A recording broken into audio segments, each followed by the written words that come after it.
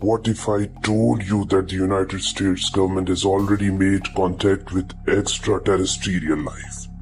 Not in theory, not in a movie, but in real classified underground facilities, with recovered technology, signed agreements, and non-human bodies on examination tables.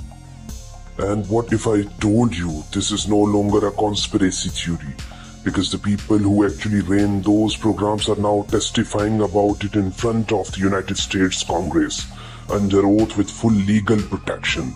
Stay with me, because what you are about to hear will change the way you look at the sky forever. Let's go back to July 1947. In Roswell, New Mexico, a rancher named Mac Presum wakes up one morning and walks out to his property to find something extraordinary. Twisted metallic debris scattered across a massive field. The material is unlike anything he's ever touched. It's lightweight, impossibly strong, and when you crumple it, it unfolds itself back to original space with no creases, like nothing manufactured on Earth. He reports it to the local sheriff. The sheriff calls the military. Within hours, the United States Army Air Force descends on that ranch and looks and lock it down completely. At first, their own press officer issues an official statement to the local newspaper, saying, "I am paraphrasing here, and that the military has recovered a flying disc." The whole world goes crazy for about 24 hours. Then suddenly the story changes. A general steps forward and holds up what appears to be a crumpled weather balloon. "That's all it was," he says, "nothing to see here." The reporters accept it. The public moves on. But the witnesses didn't move on. Nurses who worked at the Roswell Army Airfield Hospital later described small humanoid bodies thrown out for examination. Soldiers who were ordered to clear the crash site described seeing craft that didn't match an aircraft in any country's arsenal. And when they tried to talk about it, they were visited by men in uniform who told them very clearly, "You didn't see anything, and if you talk it, won't go well for you." This was the beginning of the most elaborate, most successful, and most consequential cover-up in the history of modern civilization.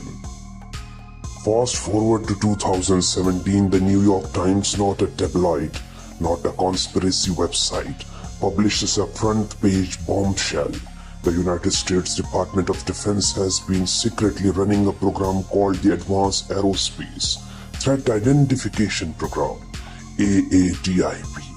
Budget $22 million a year. Purpose: investigating encounters between military personnel and unidentified aerial phenomena. And they release footages. 3 videos, now officially confirmed as authentic by the Pentagon, showing US Navy fighter pilots tracking objects that perform maneuvers that are physically impossible. These craft accelerate from 0 to hypersonic speed in seconds with no visible propulsion. They hover at 80,000 feet, then drop to sea level in under a second. They have no wings, no exhaust, no heat engine, and they then drop to sea level in under a second. They have no wings. They seem at times and react to the pilot who are tracking them. One of these pilots, Commander David Trevor, described his encounter in interviews. He watched one of these objects for several minutes as it performed maneuvers that would kill a human pilot from the G-forces alone. When he moved toward it, it ran. When he broke off, it came back. It was, in his own words, not from this world. Then in July 2023, something happened that should have been the biggest news story of the decade, but got buried under celebrity gossip and political drama. A man named David Grush, a decorated intelligence officer with the highest security clearances available in the US government, sat before a congressional subcommittee and testified under oath, with full whistleblower legal protection, that the United States has been operating a secret program for decades, specifically dedicated to recovering and reverse engineering non-human aircraft. He didn't say, "I heard rumors." He said he was directly read into these programs. He said he personally spoke to people with first-hand knowledge. He said United States government has recovered his exact words, non-human biologics from crash sites. Non-human biologics, in plain English, alien bodies. And Congress believed him enough to push through the UAP Disclosure Act, legislation that would require the government to release its classified UFO files to the public with a specific timeline. The intelligence community tried to block it. Certain military contractors spent millions lobbying against it, but the law passed anyway. Something has shifted. Something is common. Something is coming, and the people who have been protecting this secret for 70 years are running out of time to keep it hidden. Here is where it gets really interesting and really unsettling. In early 2026, multiple credible sources within the intelligence community began leaking information to investigative journalists suggesting that a formal, structured disclosure plan is ready in motion. Not a complete reveal, but a slow, calculated drip of information designed to prepare the public psychologically for something much bigger. New domain names registered by government agencies, new classified briefings to select members of the Congress, scientists at major research institutions quietly being contracted to study materials of unknown origin. The James Webb Space Telescope has been producing data that astronomers describe very carefully in very academic language as anomalous signals from distant star systems that follows pattern 2. Structured to be random, to deliberate, to be natural. Even the Vatican held a conference in 2024 on the theological implications of extraterrestrial intelligence.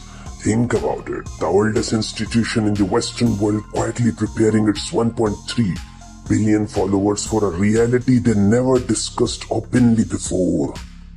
But here is the question that keeps real insiders awake at night. If contacts has already been made, and the evidence suggests it has, what is the nature of that contact?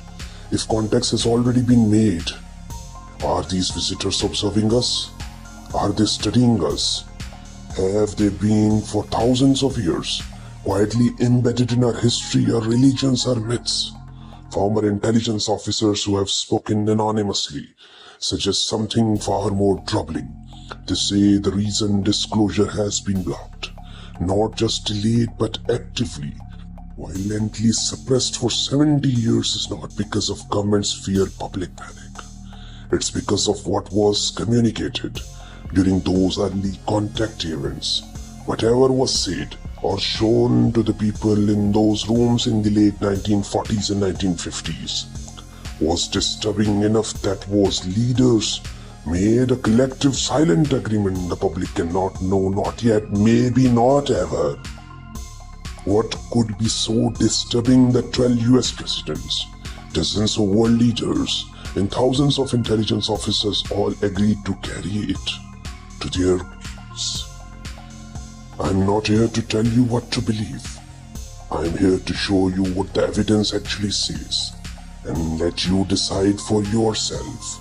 What I can tell you in this, the people who have dedicated their careers to protecting the secret are retiring, dying, and in their final years, choosing to speak.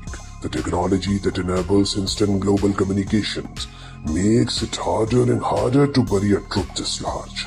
Something is coming. A disclosure, whether controlled or chaotic, is building, and when it finally breaks open completely, the people who were paying attention, who were asking questions, who refused to accept weather balloon as an answer, those people will be the ones who were ready. If this opened your eyes, share it. Comment your thoughts below. If you have seen something in the sky you couldn't explain, drop your story in the comments. This community is listening, and subscribe because we are just getting started.